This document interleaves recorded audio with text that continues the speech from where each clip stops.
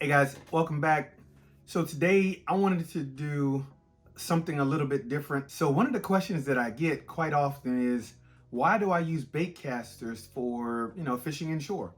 And so I have quite a few reasons why I use them. Three things that normally come up that are negative towards using bait casters.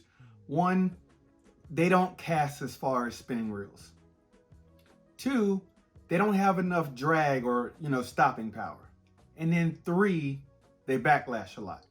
So I'm going to break all three of these things down and then give you some reasons why I've chosen the specific one that I use, which is the Shimano Curado K. And it's the 201 series, and it's the HG. And I use a left-handed bait caster reel because kayak fishing, the rudder's on the left side, and so if I have a right-handed bait cast reel, I have to throw it with my right hand, move it over to my left to reel, and then move it back to change the rudder. So I have switched everything over to left-handed, and so now it's just easy. I can cast, I can, adjust, and I'm keeping my rod in my right hand. So that's the reason why I have chosen left-handed reels. And so why have I chosen the Curado? So you've seen my videos before where I've used different bait casters, whether it's the Lew's. I still absolutely love my Lew's speed spool bait caster, but this Curado by far has outperformed that Lew's 10 to 1. And so I'm gonna talk about some of those things in here as well. Let me tell you some of the specs with this Shimano Curado. I'm gonna base it off of a very popular inshore reel, a budget reel, which is the Daiwa BG. I actually have a Daiwa BG, and I think it is an absolute fabulous spinning reel. It's really smooth, lightweight for a spinning reel. It's pretty durable. I don't have any issues with it. I also have pin battles, whether the 2 or 3, but I really love the Daiwa BG. So I'm going to compare my Shimano Curado to the Daiwa BG. This thing is 7.6 ounces. It's a little bit heavier than a normal bait cast reel, but it has upgraded features in it, which makes it a little bit heavier, but the benefits are so much more with just the 1 ounce that normal bait casters are. To the Daiwa BG is 9.3 ounces, so quite a bit heavier. As far as line capacity, this Curado K will hold, and I'm talking about 10 pounds of braid for each. And so with the Curado, I can hold 210 yards of braid of 10 pound. On the Daiwa BG, I'm using a 2500 series, and it can hold 190. Now, if I bump up to the 3000, it's probably gonna hold about the same amount, but now you're adding another, I think it's 9.8 ounces or 9.7 ounces for the 3000.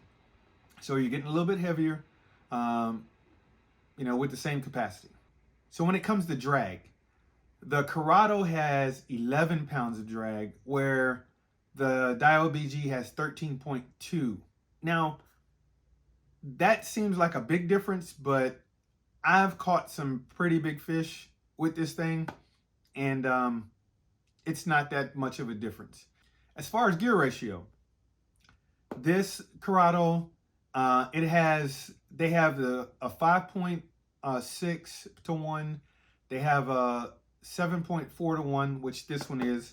And they also have an 8.6 to 1, which is super fast. So the higher the gear ratio, the faster it cranks and more line it picks up per rotation.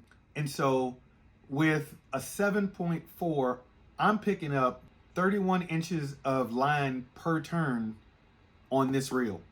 On the Daiwa BG, it's 33.2. So it's about 2 inches more per turn, but Once again, that's not that much of a difference for me to, say that one is an advantage over the other one. Those are the specs of this reel.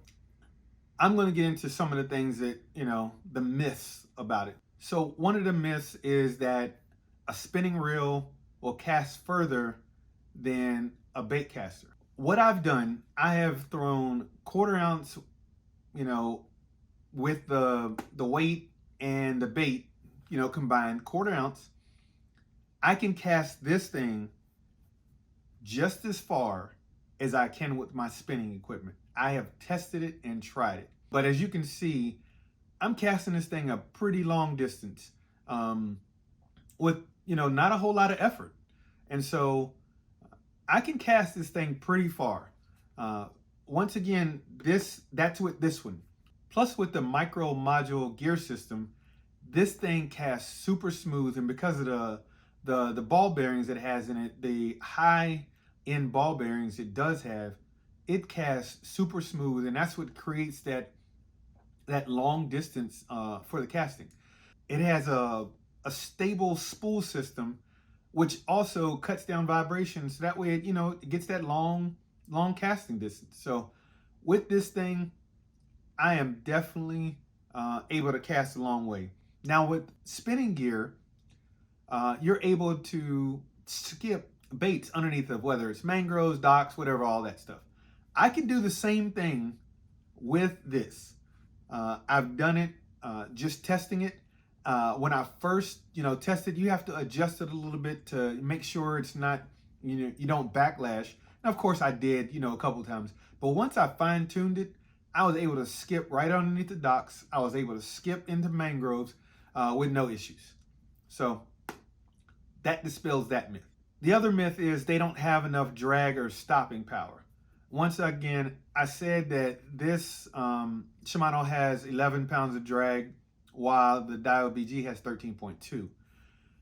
While that does seem like a little bit of a difference, I'm going to tell you, it's not much of a difference. I can stop anything inshore, whether it's a bull red, whether it's a snook. Those are the two biggest ones that I'm really going to run into. Now, if I run into a big grouper, yeah, I may not stop it. But that's not really what I'm targeting. I'm mainly targeting snook, trout, and redfish. And so with those, I'm able to stop those with no issues. And there is a YouTuber that I watch all of the time. I absolutely love his videos, Lawson Lindsay. And he uses bait casters as well.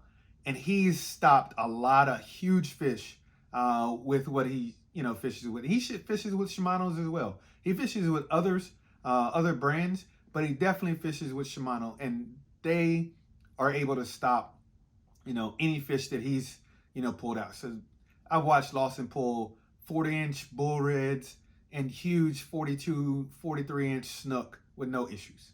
Now the last myth, I think some of this is user error. They backlash a lot. This comes with knowing your equipment. You have to practice with your equipment. And from me, I've said it before in videos, I have fished with bait casters a very long time, many years of bass fishing. I used to tournament fish, and so I practice a lot, and I know how to fine tune my bait caster. So there's plenty of videos out there. I'm not going to cover that in this video, but it's about the tension control knob, how to adjust it, and also inside of here, there are 4 brake heads in here that you can adjust to make it, like if you need to stop it, let's say you're on a windy day and you need to open it up really quick with this side access panel, you can pop one of those brakes down, and then you can cast this thing into the wind with no issues. So that's the other advantage with this type of reel. Yes, you're paying a little bit more for it, but it is definitely a higher quality. So some of the things I love about the Shimano Curado. One, it is super smooth. This thing is a gem. It is absolutely one of the smoothest reels I've ever used. I love it. Two, the newer Shimano Curado, especially this K, this is a 201 series. And you can see how deep the spool is in there. This thing is actually, for me, it seems pretty light and it's small. Look how that thing fits in my hand. So it's pretty small in my hand to be able to have this type of reel. You know, you would think that it would be much bigger, but it's not. They have upgraded the thumb bar, so that is also a plus. And then they have bigger crank arms. I like the bigger knobs, so when I'm actually fishing and I do get a hook set, it's easier to grab and be able to get to cranking on the fish. And so with the bigger crank arms, it generates more power for, you know, being able to reel as well. Especially when you have a bigger fish. You ever, you know, caught a big fish and it's hard to reel? This thing is super smooth and easier to do that. It also has the aluminum frame. So with that, I'm able to then fish in saltwater. And so that's another reason why I've gone with this one or my Lose, but this one has an all aluminum frame. And so once I'm done fishing, I just come take some fresh water out of my hose and I just rinse them off real quick. And I haven't had a single issues with any of these. So